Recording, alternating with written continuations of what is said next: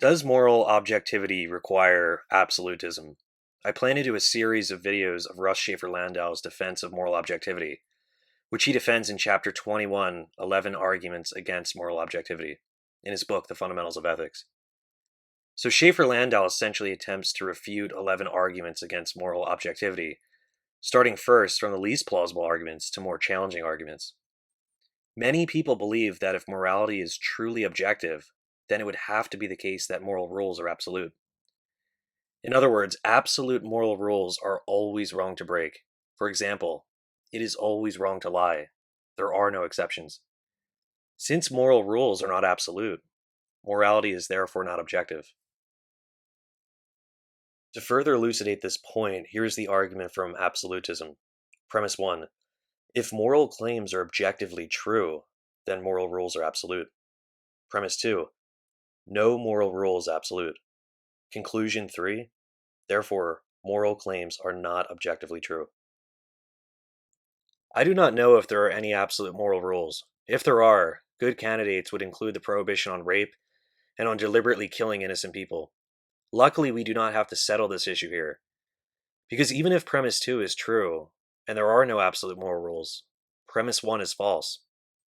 That first premise tells us that when it comes to morality, being objective and being absolute go hand in hand.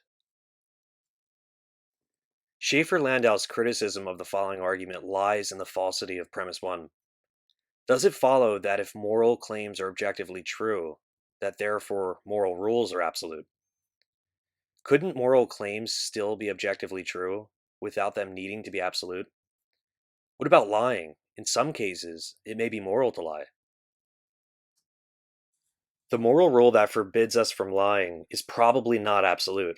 In some cases, morality would probably allow us to lie. For all we know, though, that rule could be objective. So we can therefore seem to hold that morality is objective without needing to hold to absolutism. Shafer-Landau goes on to say that even if God exists and creates the moral law, then morality would be objective. However, God still may allow us to lie in certain situations, and might also permit us, in unusual cases, to break other moral rules.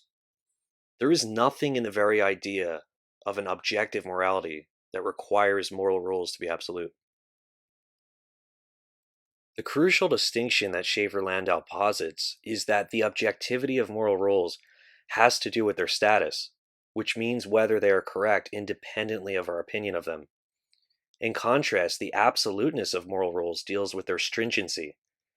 That is to say, with whether it is ever okay to break moral rules. According to Shafer-Landau, there is no direct connection between status and stringency.